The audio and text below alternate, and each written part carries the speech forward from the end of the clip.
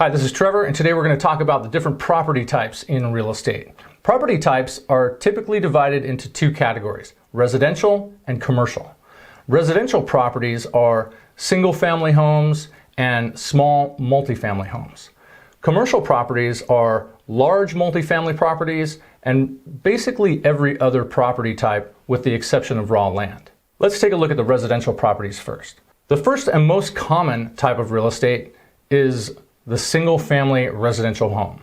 That is a basic standalone house, but it can be a detached home, an attached home, a manufactured home, and even condominiums, which are typically part of a larger building, are considered a single-family residence.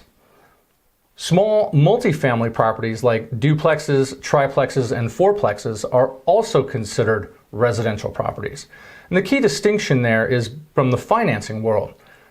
Residential properties are financed with residential loans and have a different type of underwriting than commercial properties, which are financed with commercial loans. Commercial multifamily properties include garden apartments, low-rise, mid-rise, and high-rise apartments.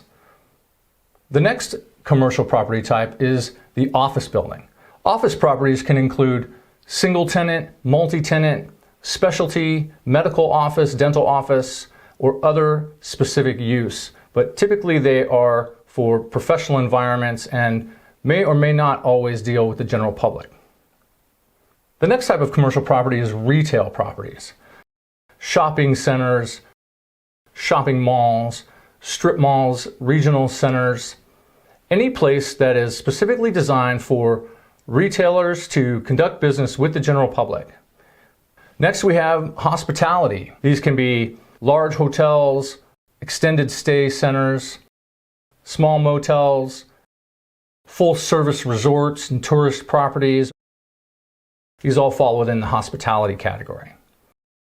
Next is industrial properties. Industrial properties can be anything from heavy industrial to like an oil refinery or a steel mill to light industrial, like a machine shop or small manufacturing plant. Often, industrial properties are closely associated with warehouse properties, which can be light warehouse, distribution centers, and other places where manufactured goods are stored until they are shipped or sold. Next, we have recreational properties.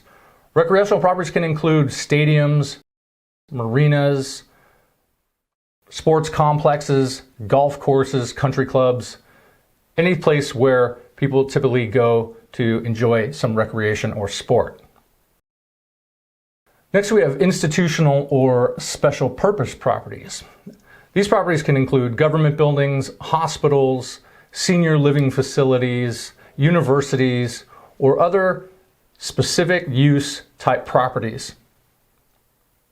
Finally, we have what's called the mixed use. And mixed use properties are just any combination of the other commercial properties we mentioned earlier. We definitely see mixed use properties quite a bit in urban areas. For example, it's not uncommon to see an office building or an apartment building with retail on the ground floor.